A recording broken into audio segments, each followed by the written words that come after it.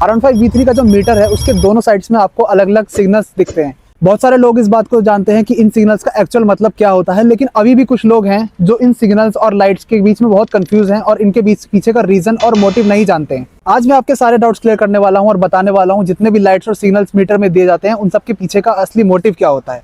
तो कैमरामैन इधर आओ और मीटर पर जूम करो। चाबी ऑन करती है आपको लेफ्ट साइड में 3 पार्ट दिखते हैं।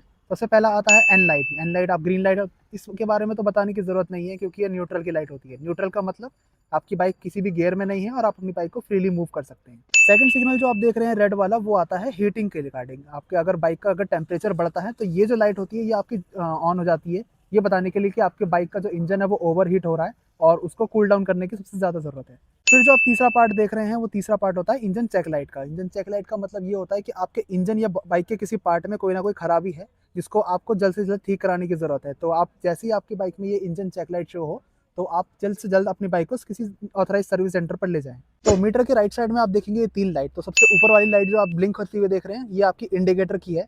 बहुत सारी बाइक्स में ये जो इंडिकेटर की लाइट होती है ये डेडिकेटेड होती है या सेपरेट होती है। R15V3 के अंदर ये आपकी सिंगल आती है जिसमें राइट और लेफ्ट इंडिकेटर दोनों में एक ही काम करती है।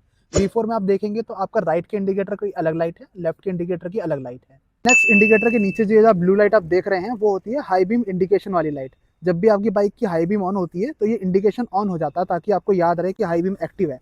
पासिंग स्विच यूज करते टाइम भी आप देखेंगे कि high beam indication light glow करती है, वो इसलिए क्योंकि पासिंग हमेशा low beam to high beam काम करती है। नेक्स्ट आगे बढ़ते हैं हम सबसे इंपॉर्टेंट इंडिकेशन पर जो कि है ABS लाइट। अगर आपकी बाइक में ABS आता है तो जब भी आप बाइक राइड करें तो इस ABS लाइट को हमेशा एक बार जरूर देखें क्योंकि ये इंडिकेट करती है कि ABS सही से वर्क कर रहा है या नहीं। ABS की जो लाइट होती है उसका जो इंडिकेशन होता है वो हर बाइक के हिसाब से अलग अलग होता है। जैसे कि V3 का जो होता है ABS की लाइट स्टार्टिंग में ग्लो करती है, लेकिन आप जैसे ही मूवमेंट करने लगते हैं तो ABS की लाइट ऑफ हो जाती है। इसका मतलब होता है कि ABS आपकी V3 में सही वर्क कर रहा है।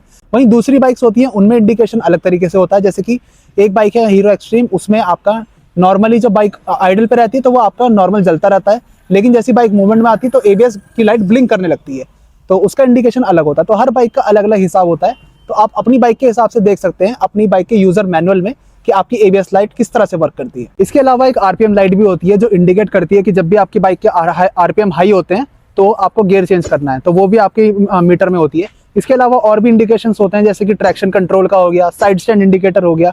आपकी बाइक में कौन कौन से इंडिकेशंस होते हैं आप कमेंट करके जरूर बताइएगा। टैग करो अपने दोस्तों को जिनको आप ये इन्फॉर्मेशन पहुंचाना चाहते हो और फॉलो सब्सक्राइब कर लेना क्योंकि अगली वीडियो में आपको बताने वाला हूँ R15V3 का जो मीटर है उसके अंदर जो अलग अलग एवरेज इंडिकेटर्स आते हैं उन सबका क्या मतलब होता है। शेयर करो ये वीडियो अपने दोस्तों के साथ जो R15V3 ओन करते हैं क्योंकि